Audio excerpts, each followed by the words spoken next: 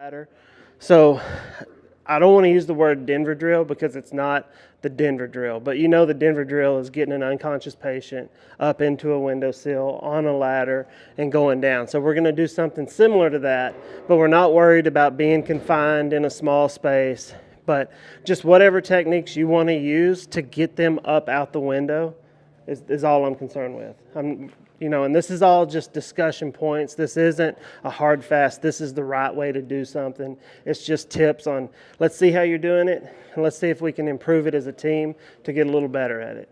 One suggestion I have is if you're going to go out, if you'll go out belly first, or belly down, head first, when you're moving the patient out the window, if you'll go out belly first and kind of put the patient out, once you get them up to the windowsill, they can almost kind of self-balance and teeter on their hips. So if you can get their hips up in the windowsill, that's really good. And then you can maneuver them from there.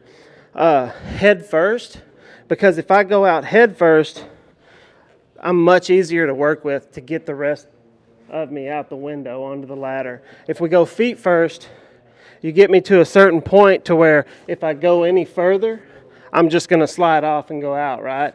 And if we're going belly down, feet first, there's a certain awkward spot where you can't maneuver me and peel me backwards without hurting my back or neck to put me out the window. The reason I like belly down is you get more surface tension or surface ratio to the ladder as you're going down. So you get more friction to help slow the patient down going down. Whereas especially with the firefighter for us, if we're going out with a guy and we have him on his air pack, that's going to make it a little harder going against the ladder, right? Not head first. Okay, good question.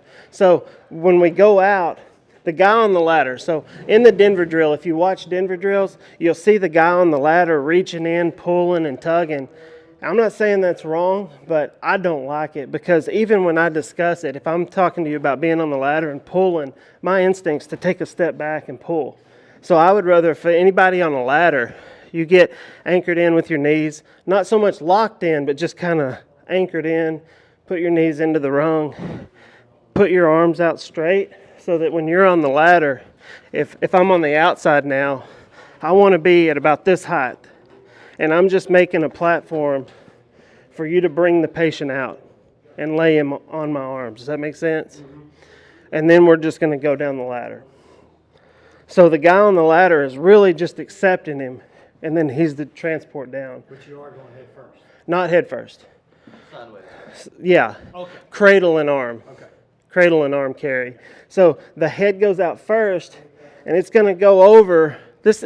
This isn't a suggested way to do it for like if we're taking a civilian down. I would do more their back on the ladder, legs over the shoulders, bring them down where their back's against the ladder.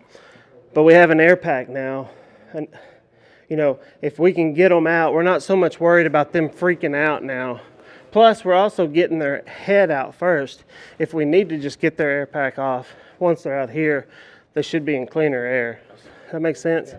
But we get their head out, and once their head's out, we're going to move their legs out this way.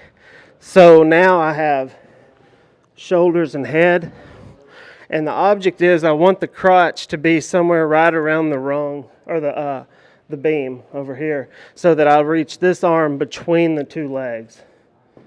Does that make sense? This arm goes around the beam, supporting underneath like the bottom shoulder. This one goes through the legs, their bellies against the ladder, and now when I go down, I'm just taking them down. Also, from there, the more you extend back, the less friction you have on the ladder, so you're going to go down, and you're going to have a lot more weight on your arms.